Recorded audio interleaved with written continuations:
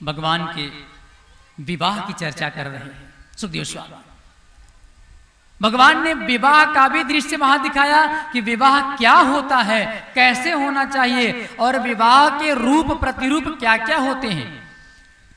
घर गृहस्थी में समस्याएं क्यों आती हैं, बहुत बड़ा कारण बनता है।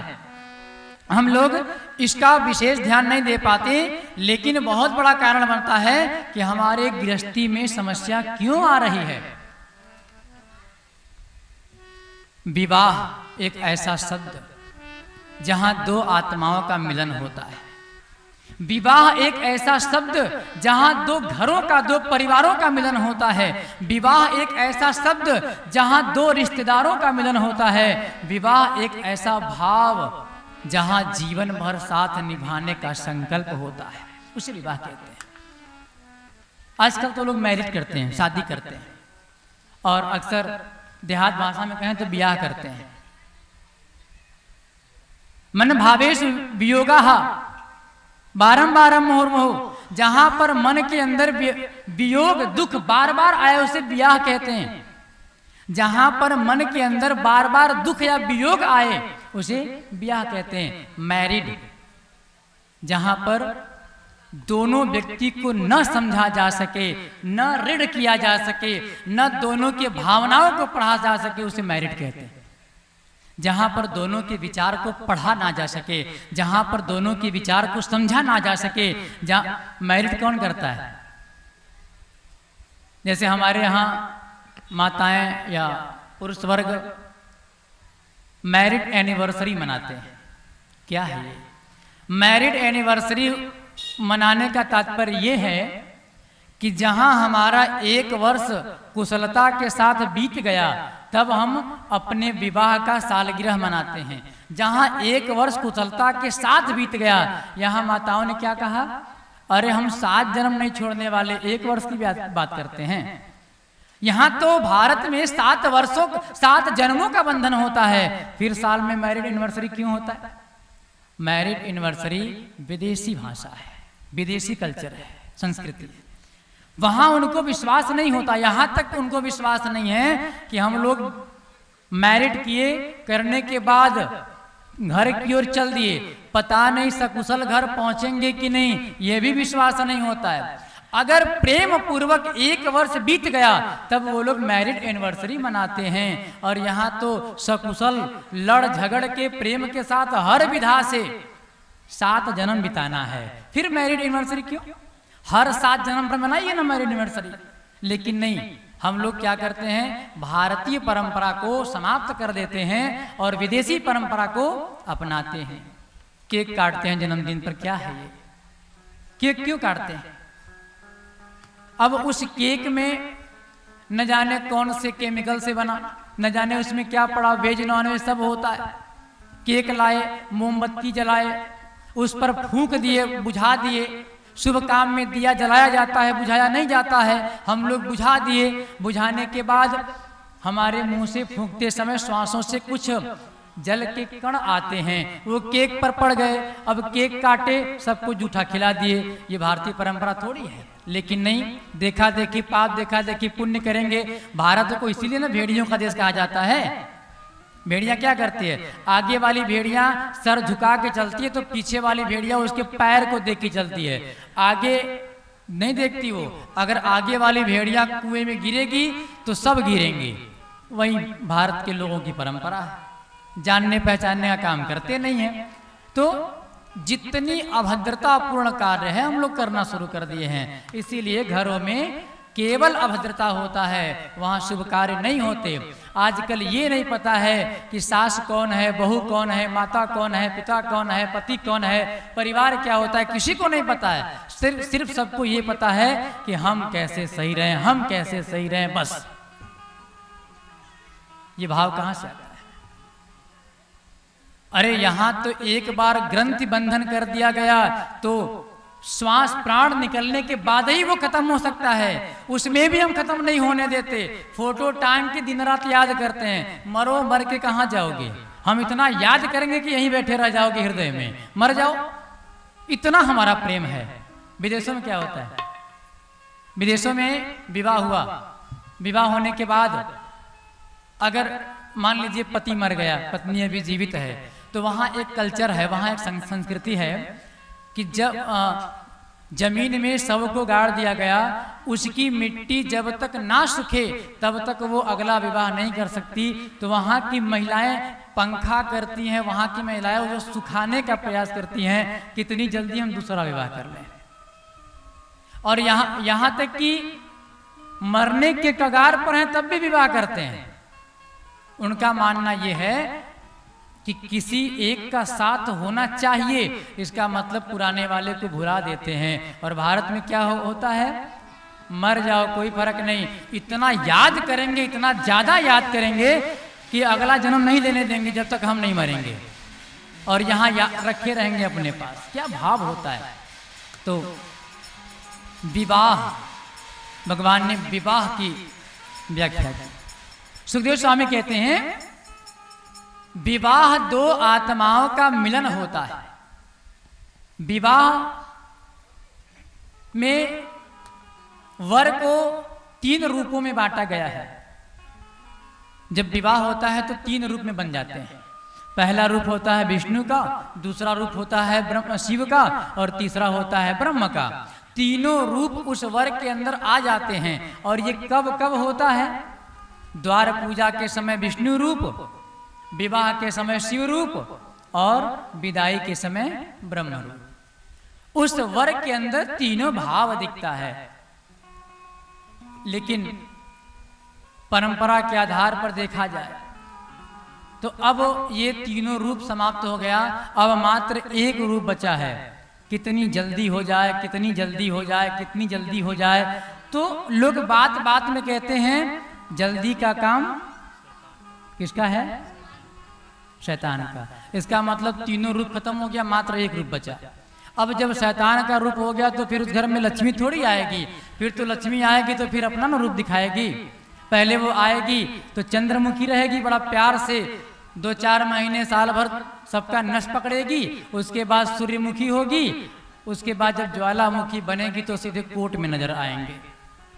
फिर जिन्होंने अपने माता पिता का राय नहीं लिया, फिर वहां वकील साहब लोग राय देते हैं। और वकील साहब लोग कौन सा राय देंगे सबको पता है कि नहीं वकील साहब, श्री राधा। इसलिए प्रेम खत्म होता चला जा रहा है, भाव खत्म होता चला जा रहा है। विवाह की चर्चा करते हैं। 2 आत्माओं के मिलन में वेद मंत्रों का उच्चारण और साथ ही साथ छोटे से लेके बड़े रिश्तेदार तक की भूमिका, और साथ ही साथ हर गृहस्थ के वस्तुओं का स्थान सब विवाह में होता है। मामा का भी रोल है, मामी का भी रोल है, नाना का भी रोल है, नानी का भी रोल है, बुआ फूफा दीदी जीजा नौकर सबका रोल है। घर का नौकर भी है तो विवाह में उसका रोल है। ये विवाह होता है। बाकी तो कोर्ट मैरिज में क्या है, मात्र वकील साहब का रोल है। ऐसे लिख दिया हाँ इनका विवाह इनके साथ, तो यहाँ तो शरीर का मिलन हो गया, आत्मा का तो हुआ नहीं। गंधर्व विवाह हो गया, कुंभ विवाह, 7 प्रकार के विवाह होते हैं। उसमें लोग भाग के विवाह कर लेते हैं। अरे वो विवाह थोड़ी होता है। मन से मन मिलता है तो लोग भागते हैं, और आत्मा से आत्मा जुड़ता है तो लोग जागते हैं। आजकल कोई जाग नहीं रहा, भाग रहे हैं। मन से मन मिला तो मन के हारे हार है, मन के जीते जीत। मन ही मिलावत राम से, मन ही करत फजीत। अगर मन में दुर्बुद्धि है तो फजीत है, मन में भाव है तो जीत है। लेकिन आजकल भाव तो होता नहीं। अब किसी को ये पता ही नहीं है कि विवाह के बाद दोनों का रोल है, पति और पत्नी दोनों का। मैं केवल एक की इशारा नहीं कर सकता। लेकिन कन्या जब परिवार को छोड़ती है, मायके को छोड़ती है तो ससुराल को पाती है। पिता को छोड़ती है तो ससुर को पाती है। माँ को छोड़ती है तो सास को पाती है। भाई को छोड़ती है तो देवर या जेठ को पाती है। बहन को छोड़ती है तो ननद को पाती है। और क्या छोड़ती है तो पति को पाती है। क्या छोड़ती है तो पति को पाती है। इसका उत्तर है नहीं। आखिर मायके में उसने क्या छोड़ा कि पति को पाया ससुराल में? बनारस में मैं कथा कर रहा था, नाट्यमली में। बनारस के लोग आजकल एडवांस हो गए हैं। देखिए, इसमें बुरा ना माने तो मैं इस कथा को बता दूं। वैसे हर जगह ये कथा नहीं की जा सकती, लेकिन सत्यता दर्शा रहे हैं, आजकल के समाज को देखते हुए सत्यता दर्शा रहे हैं। बनारस में नाट्यमली में कथा कर रहे थे तो यही प्रश्न मैंने वहां रखा।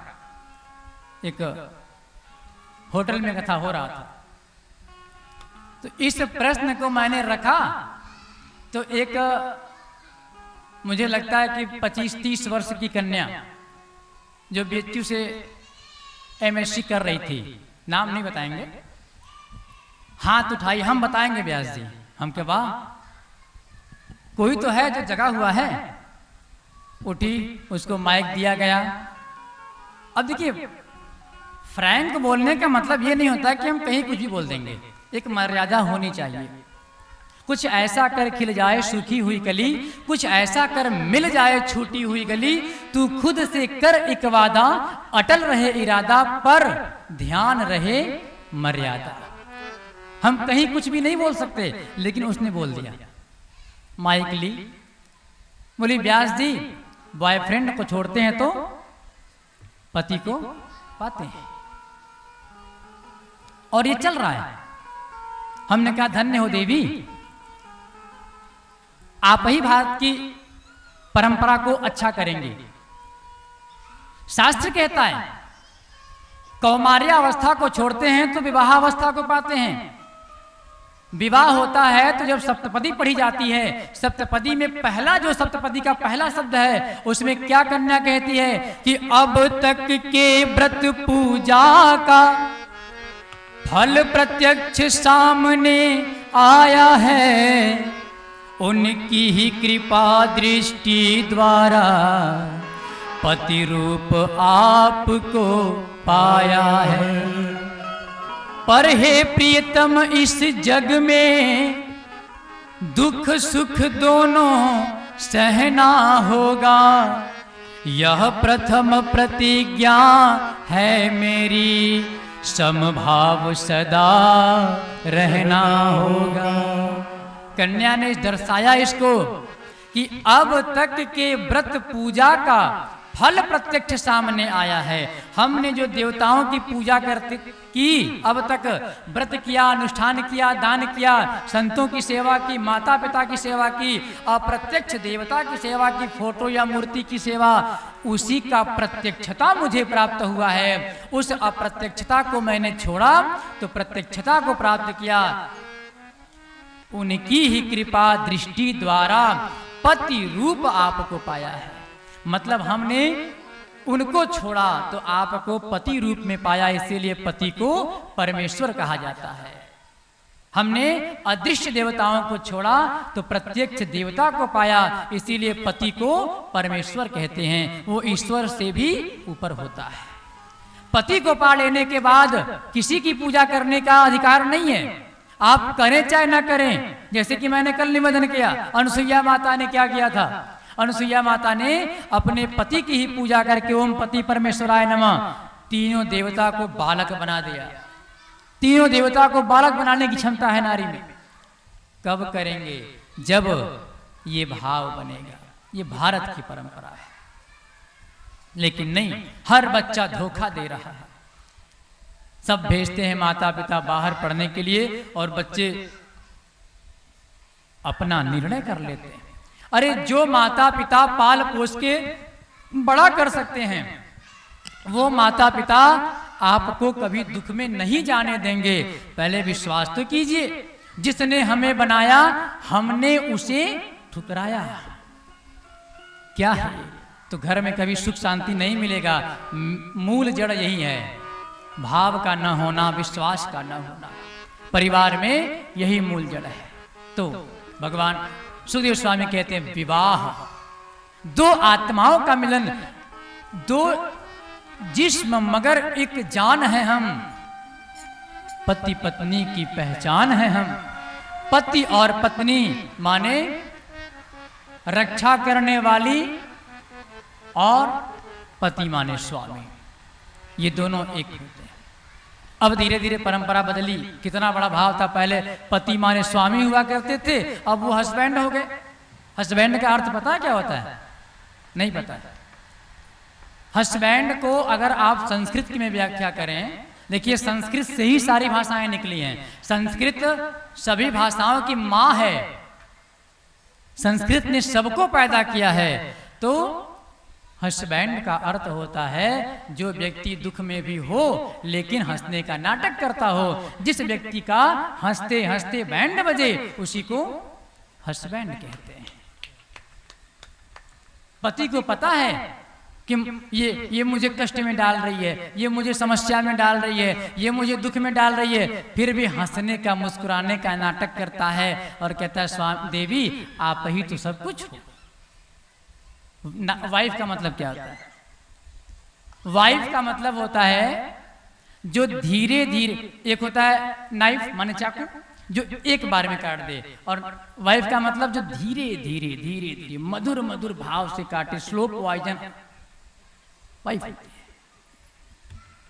पति भी कहता है शी इज माई वाइफ, और पत्नी कहती है he is my husband, because इनको पता है कि हम इनको धीरे धीरे काटते हैं।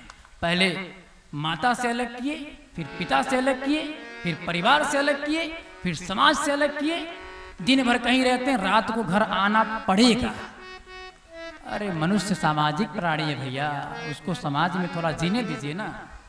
लेकिन नहीं, 6 बजा नहीं फोन घंटी बजी, कहाँ हैं, किसके साथ हैं, बात कराइए, ताकि मैं पूरा वो कर लूं कि सही बात है कि नहीं, आप उन्हीं के साथ हैं कि और किसी के साथ है।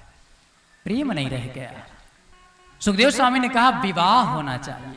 विवाह दो आत्माओं का मिलन, और दो आत्मा में भाव होता है, प्रेम होता है, विश्वास होता है, और सबसे बड़ी बात त्याग होता है।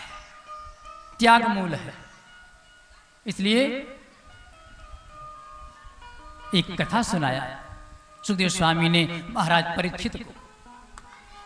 देखिए कृष्ण तो भगवान हैं, हम इंसान हैं। कृष्ण भगवान ने कहा कि विवाह कई रूप में हो सकता है, और उस रूप में भाव ये होना चाहिए कि वो विवाह करने का समय और विवाह करने का स्थान सही है। ऐसा नहीं कि भगवान ने अपहरण करके विवाह कर लिया, भगवान ने कारागार के बंदियों को मुक्त कराया, विवाह कर लिया। भगवान ने 16,108 विवाह किया है। हिम्मत है 2 पत्नी रख के दिखाइए, मान जाएंगे। भगवान ने 16,108 विवाह किया।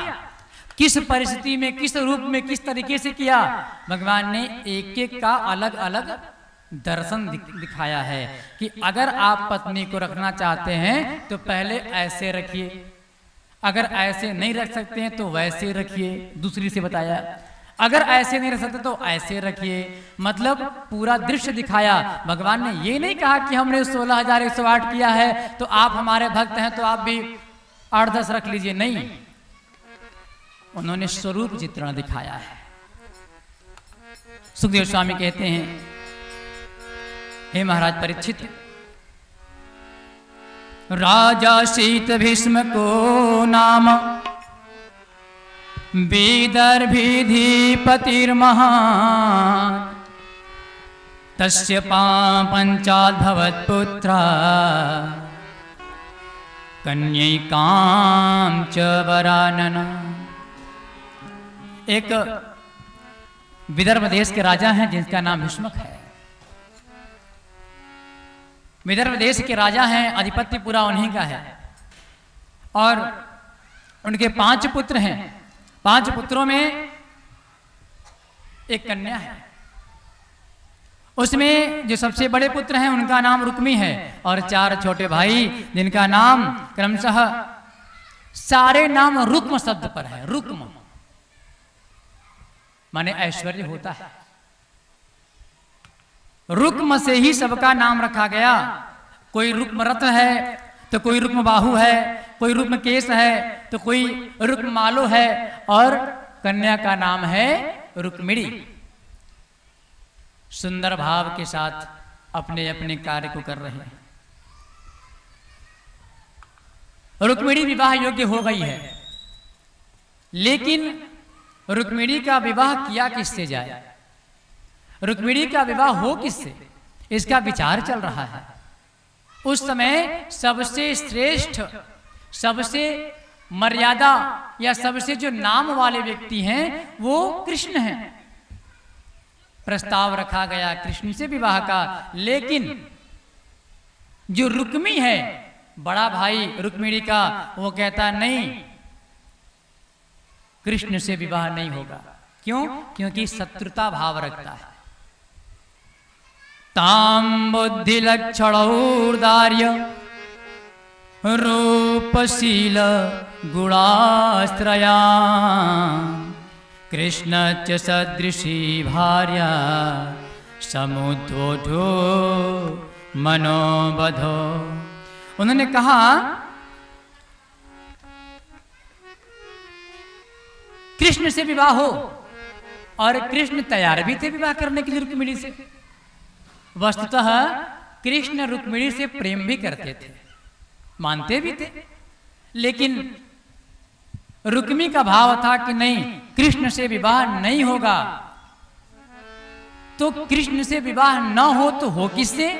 तो रुक्मी के एक मित्र थे जिनका नाम था शिशुपाल। शिशुपाल से विवाह करने के लिए रुक्मी तैयार हुआ। बोला इनका विवाह, मेरी बहन का विवाह शिशुपाल से होगा, क्योंकि शिशुपाल से हमारी मित्रता है। विवाह तय हो गया।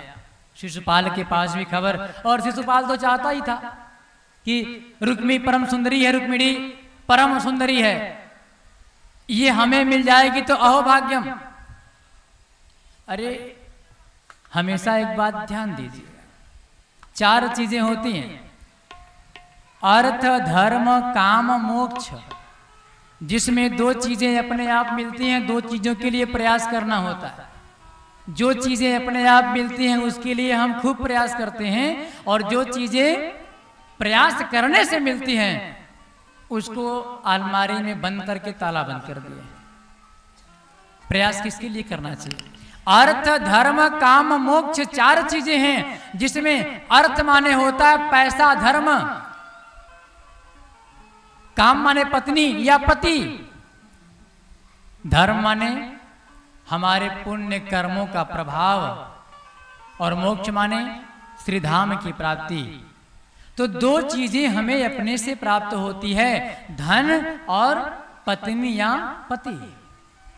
हमें धर्म और मोक्ष के लिए प्रयास करना चाहिए, और जो धर्मात्मा होते हैं वो यही करते हैं। अब विचार कीजिए, अगर पत्नी के लिए हम प्रयास कर रहे हैं, हम पत्नी में क्या देखेंगे, या पति के लिए प्रयास, दोनों की बातें करेंगे। अगर हम पत्नी के लिए प्रयास कर रहे हैं या पति के लिए, तो क्या देखेंगे?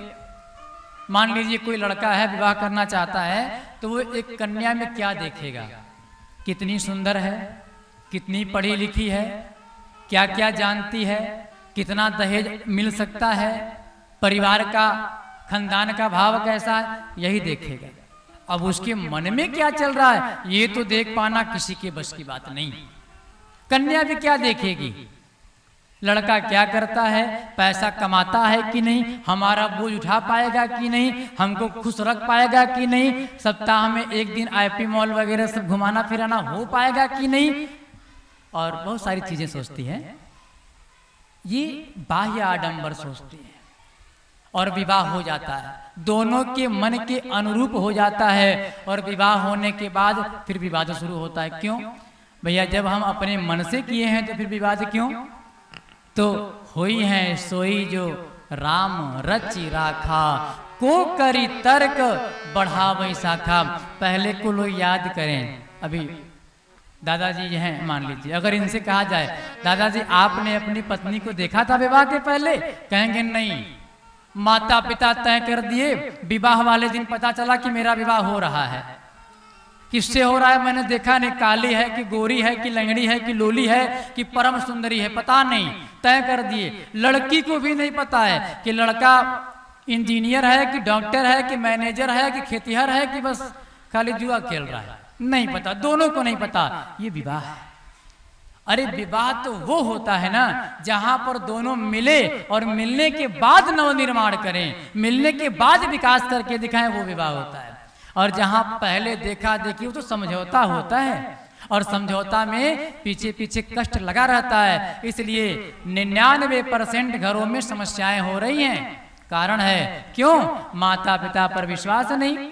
एक बार जाएंगे, एक पहले फोटो आएगा, हाँ सुंदरी है, नाक अच्छा है, कान अच्छा है, मेरा लड़का 5 फुट 8 इंच का है, लड़की 5 फुट 7 इंच की चाहिए, अगर 6 की हुई तो नहीं, शादी नहीं होगा। अरे पता नहीं उससे क्या होगा। उसके बाद पहले फोटो देख लिया गया, उसके बाद दीदी जीजा जाएंगे देखने या पापा मम्मी जाएंगे, वो देख के आए, फिर लड़का जाएगा देखने या लड़की। अरे इतना निरीक्षण करने के बाद भी समस्या क्यों है? क्यों समस्या आती है? क्यों? क्योंकि समस्या वो देखा देखी का नहीं है, समस्या आपके कुकर्म का है, आपने अपनों पर विश्वास नहीं किया।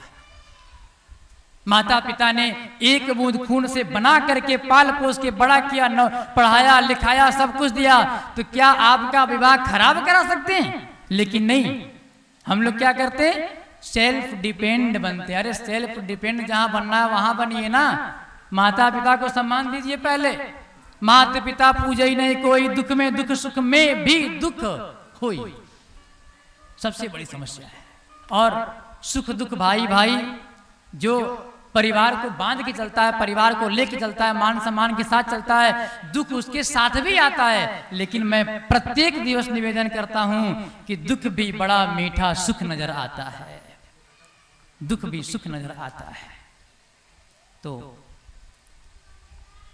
विवाह की चर्चा होने लगी, रुक्मिणी को पता चल गया कि मेरा विवाह कृष्ण से न करा करके शिशुपाल से कराने जा रहे हैं लोग।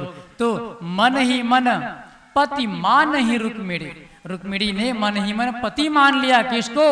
कृष्ण को। अब जब पति मान लिया तो फिर आत्मा में बसा लिया। और जब आत्मा में बसा लिया, उसने एक संकल्प कर लिया, और यहाँ पर संकल्प सही भी है, इसलिए कि शिशुपाल असुर प्रवृत्ति का है, असुर नहीं है, लेकिन असुर प्रवृत्ति का है, सोच का है। अब रावण भी पंडित था, हम लोग भी पंडित हैं, दोनों में अंतर क्या है? रावण इतना विद्वान कोई नहीं था, हम लोग के इतना मूर्ख कोई नहीं है। माने मूर्ख का मतलब जो रावण था वो हम नहीं ना है। अब वो तो केवल, वो तो शंकर जी को भी उठा लाया अपने घर। हम लोग मंदिर जाते हैं, पूजा करते हैं, हमारे अंदर क्षमता नहीं है कि हम शंकर जी को उठा लाएं। तो रावण तो परम विद्वान, लेकिन उसकी निंदा, उसका अपयश क्यों होता है? क्योंकि वो असुर स्वभाव का था। हमारे भाव से स्वभाव बनता है और स्वभाव से ही प्रभाव बनता है। तो कद्र भाव स्वभाव प्रभाव की है, न कि व्यक्ति की है। तो उसी प्रकार से शिशुपाल असुर स्वभाव का है। तो कन्या को पता है कि इसके साथ हम सुखी नहीं रह सकते, और ये सबको पता है। लेकिन रुक्मी क्या कर रहा है? द्वेषवश शिशुपाल से विवाह करा रहा है कि कृष्ण से ना हो जाए। तो रुक्मिणी ने निर्णय कर लिया कि नहीं, हमारा विवाह होगा तो कृष्ण से ही होगा, अन्यथा किसी से नहीं होगा। अब कृष्ण को पता कैसे चले आए? बहुत बहुत धन्यवाद। खरीद से चल करके हमारे बबलू तिवारी जी जो हारमोनियम पर संगत कर रहे हैं, उनके माता पिता आए हैं। क्या बात है, आज संजोग के संजोग। अब या तो ईश्वर ने, आज 7वां दिन कथा का, या तो ईश्वर कोई योग बनाए होंगे या फिर भाव खींच लाया। क्या बात है।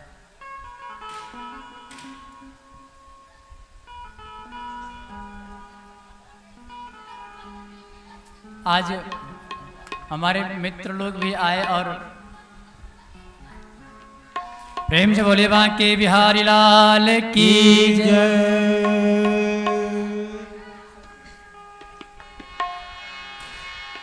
मैं एक दिन, जो लोग यहाँ रोज कथा सुन रहे हैं, मैं एक दिन आपको बताया था कि बबलू तिवारी जी कैसे हैं। तो बबलू तिवारी जी को जन्म देने वाले यही देखिए, उनके माता पिता आपके बीच पधारे हैं। यही वो बबलू तिवारी जी के ईश्वर हैं, जिन्होंने बबलू तिवारी जी को ऐसा बनाया कि आज वो अपने पिता के मात्र एक लड़के अकेले हैं। और मैं बताया था आपको कि एक लड़का अक्सर बिगड़ जाता है, एक लड़के के बिगड़ने के चांस ज़्यादा होते हैं, लेकिन क्या संस्कार इन्होंने दिया, क्या भाव दिया कि आज यहाँ तक अपने पुत्र के गतिविधि, अपने पुत्र के भाव को देखने के लिए उनके पिता यहाँ आए। एक बड़ा सुंदर अंतःकरण से भाव निकलता है। ये जीवन धन्य हो जाता है जब ऐसे योग बनते हैं, जब ऐसा संयोग बनता है तो ये जीवन धन्य हो जाता है।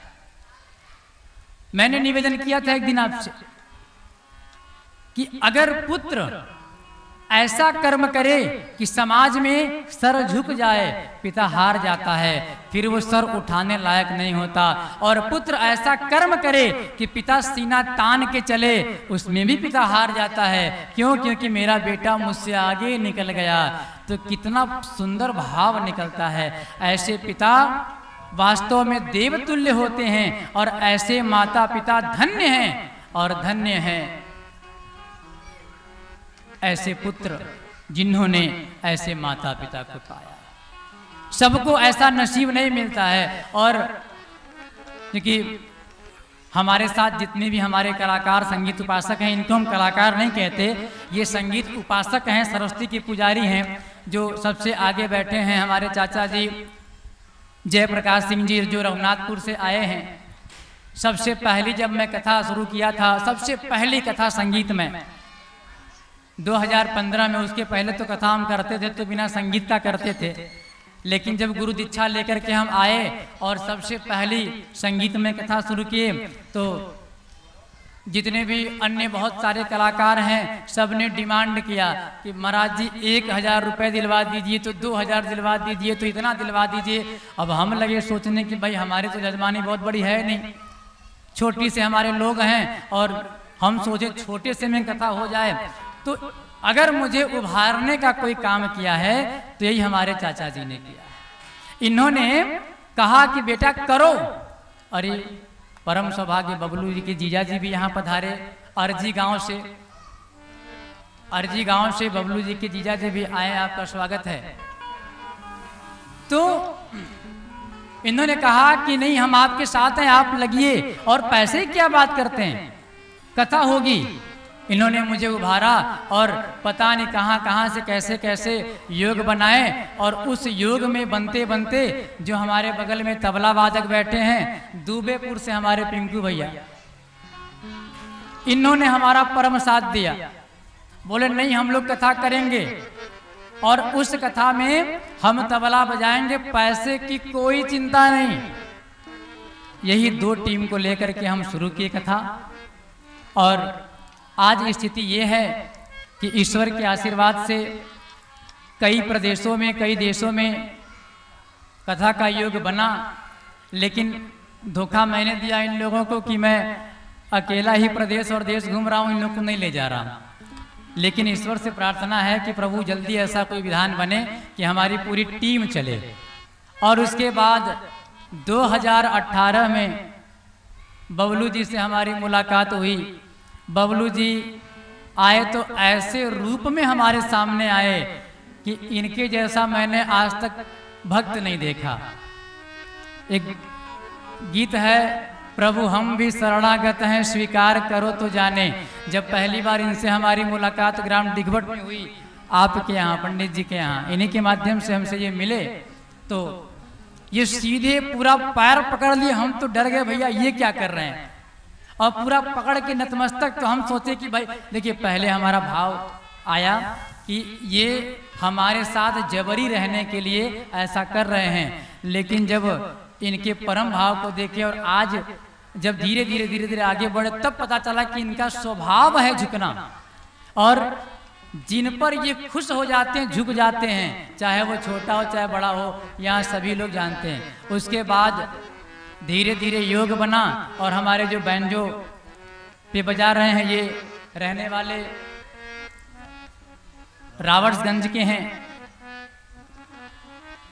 हम पचवनिया में कथा कर रहे थे 2018-19 में, तो हमें इंस्ट्रूमेंट की आवश्यकता थी ज़्यादा, तो वहाँ पर एक बैंजो प्लेयर आया। बैंजो प्लेयर ने हमको धोखा दिया। वो कहे कि 7 दिन पूरा रहेंगे, पहले दिन ही बजाए, उसके बाद बोले महाराज जी हम थोड़ा सा कहीं बात दे दिए हैं, आपको एक आदमी दे रहे हैं, आप 2-4 दिन उनसे काम चलाइए, फिर हम आ जाएंगे। हम के हमारा काम होने से मतलब है।